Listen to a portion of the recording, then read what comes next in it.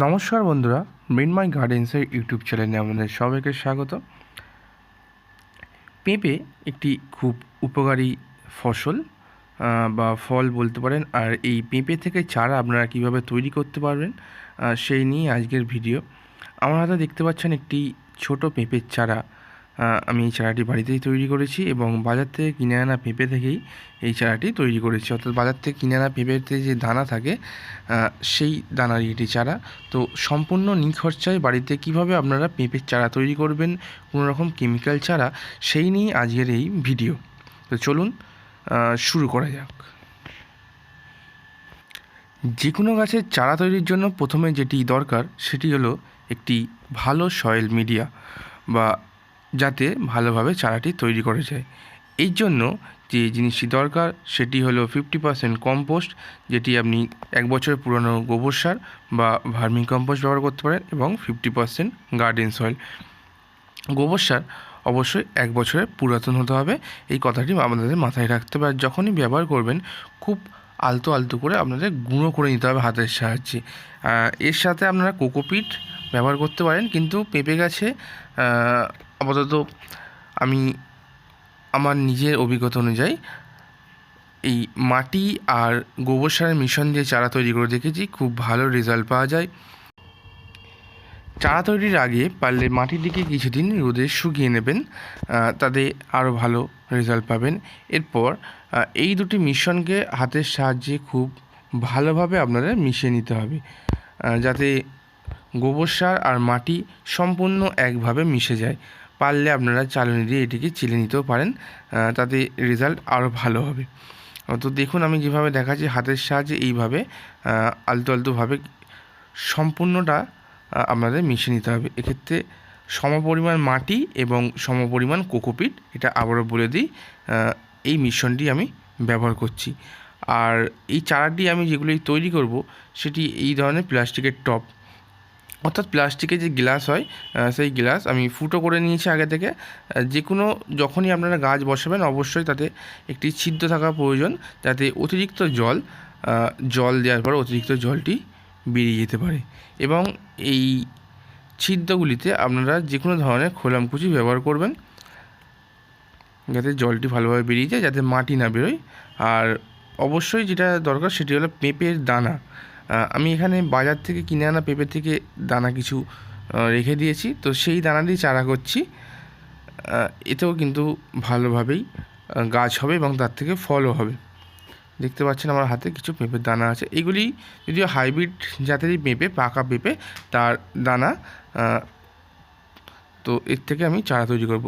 একটা কথা জেনে রাখবেন, পেঁপের দানা থেকে চারা তৈরি হতে কিন্তু কিছুদিন বেশি সময় লাগে, 8 থেকে 9 দিনও লাগতে পারে। তো এক্ষেত্রে ভয় পাওয়ার দরকার নেই যে চারাগুলি নষ্ট হয়ে গেছে। পেঁপে দানা বেরোতে একটু সময় লাগে। প্লাস্টিকের টবগুলিকে যে কোনো হালকা এইরকম ভাঙা প্লাস্টিকের টুকরো দিয়ে বা কিছু দিয়ে বন্ধ করতে হবে ছিদ্রগুলি, প্লাস্টিকের টবের ছিদ্রগুলি, যাতে অতিরিক্ত জল দেওয়ার পর মাটি না বেরিয়ে যায়। তো সেই জন্য এইভাবে বন্ধ করতে হবে, জল যাতায়াতের ব্যবস্থাটা আপনাকে ভালো করতে হবে। আর গ্লাসটিকে অর্ধেকটা আপনারা ভর্তি করবেন, অর্ধেকটা ভর্তি করার পর কিন্তু এতে আপনারা দানা দেবেন। দেখুন আমি যেভাবে দেখাচ্ছি, ছিদ্রটি প্রথম ভর্তি করার পর গ্লাসটিকে অর্ধেকটা ভর্তি করবেন, করে এরপর দানা দিতে হবে। দানা দেওয়ার পর এই জিনিস বা এই গ্লাসগুলিকে এমন জায়গায় রাখবেন যেখানে দিনের কিছুটা সময় রোদ আসে, সব সময় রোদ থাকে না, অর্থাৎ সকালের যে রোদটা পড়ে এরকম জায়গায় রাখলে কিন্তু খুব ভালো হয়। অর্থাৎ চারা গাছ আপনারা যখনই করবেন এমন জায়গায় করবেন যাতে দুপুরে চড়া রোদ না পড়ে। এইবার পেঁপের দানাগুলিকে এই টব বা প্লাস্টিকের টব গ্লাসগুলি একদম মাঝখানে রোপণ করব। আর প্রত্যেকটা গ্লাসে আমি একটি করে দানা দেবো। এই গ্লাসগুলির জন্য একটি দানা ইনাফ। তারপর হালকা করে হালকা ঝুড়ো ঝুড়ো মাটি দিয়ে ঢেকে দেবেন, যাতে দানাগুলি জল দেওয়ার পর বেরিয়ে না যায় বা এদিক ওদিক হয়ে না যায়।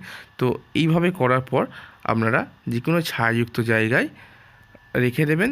পেঁপে দানা বেরোতে মোটামুটি 7 থেকে 8 দিন সময় লাগে। তো 7 থেকে 8 দিনের পরের আপডেট আমি আপনাদের আবার দেখাবো। অবশ্যই আপনাদের জল দিতে হবে গাছগুলি বসানোর পর, আর যখনই মাটি শুকিয়ে যাবে তখনই হালকা হালকা করে জল দেবেন। খুব বেশি জল দেবেন না, পেঁপে গাছ খুব বেশি জল পছন্দ করে না, পেঁপে গাছ সেক্ষেত্রে কিন্তু পচে যেতে পারে। এই ধরনের হালকা হালকা জল দেবেন যাতে মাটি ভিজে থাকে, আর এইভাবে ছায়া জায়গায় রেখে দেবেন। 8 দিন পর পেঁপের দানাটি অঙ্কুরিত হওয়া শুরু হয়ে গেছে, আপনারা দেখতে পাচ্ছেন। এইভাবেই চারা তৈরি হবে। আপনাদের লক্ষ্য করলে আপনারা দেখতে পাবেন আমার কিন্তু মাটিটি হালকা ভিজে ভিজে আছে, খুব বেশি জল নেই। তো এইভাবে হালকা হালকা করে জল আপনাদের এতে দিতে হবে। 10 দিন পর এর আপডেট আবার আপনাদের দেখাচ্ছি। তো দেখুন কী সুন্দর পেঁপে গাছের দুটি পাতা গজিয়েছে, আর অঙ্কুরিতগম হওয়ার পর গাছটি এতটা বড় হয়েছে। এখানে দেখতে পাচ্ছেন আমার মাটিটা একটু শুকনো শুকনো আছে। তো আপনাদের জল দেওয়ার সময় এটি খেয়াল রাখতে হবে, যখন মাটি শুকনো হবে এরকম হালকা, তখনই জল দেবেন। আর জলটি যখন দেবেন হালকা হালকাভাবে হাতের সাহায্যে বা ঝাড়ির সাহায্যে দেওয়ার চেষ্টা করবেন, যাতে ওভার ওয়াটারিংয়ের কারণে গাছটি মারা না যায়। 14 থেকে 15 দিনের মাথায় দেখুন গাছটির আবার 2 থেকে 3টে পাতা গজিয়েছে। তো এইবার গাছটি বড় হওয়া শুরু হয়েছে ঠিক মতো, দেখতে পাচ্ছেন। এইবার কিন্তু গাছের ভালো গ্রোথ হবে।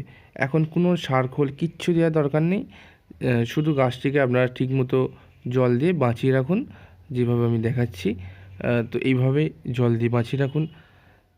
এরপর যখন গাছটির বয়স মোটামুটি 30 থেকে 40 দিন বা 45 দিন হবে, তখন এমন জায়গায় বসাতে হবে গাছটিকে যেখানে খুব বেশি জল না জমে। এইভাবে পেঁপের চারা আপনারা বাড়িতে তৈরি করতে পারেন। 20 থেকে 21 দিনের মাথায় দেখুন গাছটি কিন্তু আরও বড় হয়েছে। তো এইভাবেই গাছটি বাড়তে থাকবে। আবারও বলছি, এখন কোনো সার দেওয়ার প্রয়োজন নেই। দেখতে পাচ্ছেন পাতাগুলি খুব বড় বড় হচ্ছে। আর অবশ্যই মাথায় রাখবেন গাছগুলিকে একটু ছায়া জায়গায় রাখতে, আর কিছুক্ষণ রোদ পড়ে সেরকম জায়গায় রাখুন যাতে গাছ তার নিজের খাদ্য তৈরি করে বেড়ে যেতে পারে। আর অবশ্যই বেশিটা সময় যেন সেখানে ছায়া থাকে। এইভাবেই গাছটিকে আপনাকে পরিচর্যা করতে হবে। মোটামুটি 28 থেকে 29 দিনের মাথায় দেখতে পাচ্ছেন গাছটি কতটা বড় হয়ে গেছে। আপাতত এই গাছটি আপনারা চাইলে 3 ইঞ্চির টবে স্থানান্তরিত করে আর একটু বড় করে মাটিতে বসাতে পারেন, অথবা যেসব জায়গায় জল জমে না সেখানে কিন্তু আপনারা এখনই বসিয়ে দিতে পারেন। সেক্ষেত্রে গাছের গ্রোথটা খুব ভালো হবে। ভিডিওটি যদি আপনাদের কোনো উপকারে লেগে থাকে তাহলে ভিডিওটি অবশ্যই লাইক করবেন এবং আমার চ্যানেলটি সাবস্ক্রাইব করবেন, যাতে আরও ভালো ভালো ভিডিও আপনাদের দিতে পারি। ভিডিওটি সম্পূর্ণ দেখার জন্য আপনাদের অসংখ্য ধন্যবাদ।